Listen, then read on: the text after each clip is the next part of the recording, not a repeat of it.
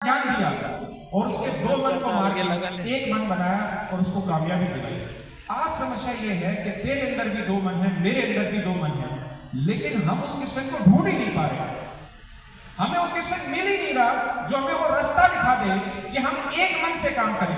एक मन करता है कि इससे पढ़ें, एक मन करता है इससे पढ़ें, एक मन रील में भटकाता है, एक मन अपोजिट सेक्स के प्रति भटकाता है, एक मन करता है ये लड़की से शादी हो जाए, इससे दोस्ती हो जाए, मजा आ जाए, जिंदगी समझ जाए। एक मन करता है कि नहीं मेरी माँ गरीब बैठी है घर में, मेरा भाई गरीब बैठा है, मैं उसको पढ़ूं। ये जो बार बार मन की आवाज आती है, यही तो कलयुग की निशानी है। आपका काम पता है क्या है? इस समय आपको चाहिए कृष्ण, आपको चाहिए वो मोटिवेटर जो आपके अंदर हो, जो आपके दो मन को एक मन में ला सके, आपको सही रास्ता दिखा सके। जिस दिन आप इस चीज को ढूंढने में कामयाब हो गए, उस दिन आप भी महाभारत जीत लेंगे अपने जीवन की। और जब तक आप उस चीज को नहीं ढूंढेंगे, आप महाभारत में लड़ते रहेंगे। आपको 7 साल हो सकता है, 8 साल हो सकता है, आपसे जीत नहीं मिलेगी।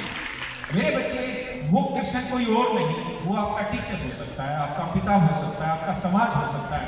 और मैं आपके साथ पूरी ईमानदारी से कह रहा हूं कि मैं अगले 1 साल में कैरियर की तरफ से आपको वो सारी चीजें प्रोवाइड करूंगा। आप बस मुझे 1 साल कैरियर को दे दीजिए, सिर्फ 1 साल। मैं आपका कृष्ण बनने की तो कोशिश नहीं करूंगा, लेकिन मैं आपकी महाभारत में आपकी जीत पूरी कराने की पूरी कोशिश करूंगा।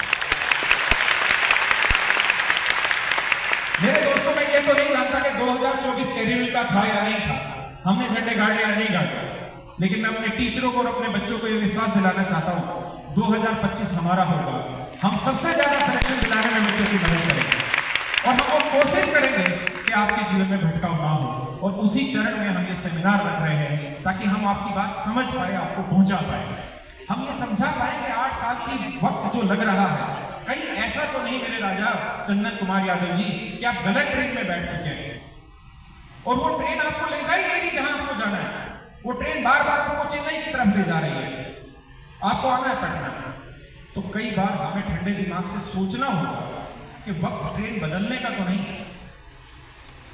अपनी स्ट्रेटजी को बदलने का तो नहीं, दोबारा से चीजें बदलने का तो नहीं। अगर बदलने का है तो बदल। घर की परिस्थितियां कैसे भी हो, देख मैं तुझे और एक एग्जाम्पल से समझाता हूँ। तेरा दर्द बहुत बड़ा है और शायद मैं अपने शब्दों में बयां नहीं कर सकता। मैंने शायद जीवन के उतने बड़े संघर्ष न देखे जितने संघर्ष तू देख रहा है, क्योंकि 8 साल लगातार तैयारी करना और लगातार बार बार ऐसा पलटाओं के थपेड़े खाना अपने आप में बहुत बड़ी चुनौती है।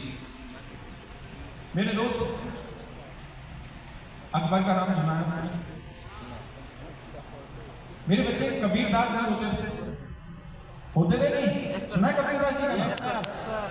कबीरदास जी बहुत बड़ी बड़ी रचनाएं करते थे। एक बार जब वो अकबर के शासन में थे और उनके इलाके से जा रहे थे, तो अकबर को जब पता चला कि कबीरदास जी जाने लगे हैं, उन्होंने क्या किया कि भाई कबीरदास जी को मेरे किसमें क्या बोलते हैं उनको, दरबार में, हाँ सभा में पेश कर। तो लोग गए कि राजा बुला रहे हैं आपको। तो कबीरदास जी ने मना कर दिया कि मेरा क्या मतलब, मैं दूसरे युग का आदमी हूँ, दूसरी सोच का आदमी हूँ, मैं राजा के यहाँ जाके क्या करूँगा। जब अकबर को ये बात पता चली तो नाराज हुए तो जानते क्या हुआ, बोले उठा के लाओ, क्योंकि ताकत है, राजा के पास ताकत है, वो डिस्ट्रैक्टेड है, उसको पता ही नहीं है, वो भटका हुआ है, उसके हाथ में ताकत है। उसने कहा बोला उठा लाए। उन्होंने कहा कि भाई ऐसा तूने दुनिया के बारे में बहुत अच्छी अच्छी बातें कही, मेरे बारे में कुछ बखान कर, मेरे लिए कुछ रचनाएं कर। कबीरदास जी ने मना कर दिया कि मैं आपके बारे में क्या बोलूं, मेरे पास कुछ है नहीं, मैं दूसरे राम के बारे में बोलूंगा, किसी और चीज के बारे में बोलूंगा, आपके बारे में क्या बोलूंगा। अकबर ने कहा कि इसे काल कोठरी में कैद कर, बंद करो इसे। जो अपने राजा की तारीफ नहीं कर सकता उसको क्या करो, काल कोठरी में बंद कर। आप सब हनुमान चालीसा पढ़ते हैं? हनुमान चालीसा की रचना किसने की? किसने? तुलसीदास। तो कबीरदास जी ने तुलसीदास थे, तो उनको काल कोठरी में बंद कर दिया। किसके? अकबर की काल कोठरी में बंद कर।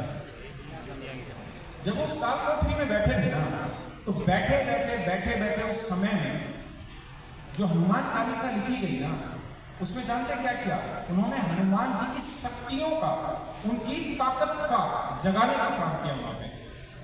मेरे बच्चे आप किस परिस्थिति में हैं, आप काल कोठरी में बैठे या कहाँ हैं, अगर आपकी साधना सच्ची है ना तो आपकी रचनाएं महान होगी। चाहे आप काल कोठरी में करें या आप लाइब्रेरी में बैठ के करें या आप गरीब माँ बाप के घर में जन्म लेके करें, अगर आपकी साधना सच्ची है तो उसमें ताकत होगी, उसकी रचना महान होगी। अगर आप 7-8 साल से लगे हुए हैं तो बस एक बार ये देखो कि उस साधना में कमी कहाँ रह गई। अमिताभ बच्चन जी का डायलॉग है ना, असफलता एक चुनौती है, इसे स्वीकारो, क्या कमी रह गई ढूंढो और सुधार करो। सुना है नहीं सुना? Yes sir. उठ जाइए सच है क्या करें आप? कि गलती हो रही क्या है, बचा? सफल हम नहीं हो रहे, बार बार तो क्या करें? कहाँ है वो? ये देखो कि गलती कहाँ हुई, गलती को ढूंढो, उसे सुधारो, लेकिन रण को छोड़ो मत। इस लड़ाई को छोड़ना नहीं है, छोड़ के जीत नहीं मिलेगी। मेरी बात समझ रहे हैं? यूं ही जय जयकार नहीं होती, मेहनत करने वालों की कभी हार नहीं होती। आपको मेहनत लगातार करते रहिए, तो आप मोटिवेट रहिए, आप परेशान मत रहिए, ठीक है? अब आगे और कोई सवाल पूछना पूछिए, और बाकी टीचरों से भी कुछ पूछना चाहते हैं तो बताइए। हेलो।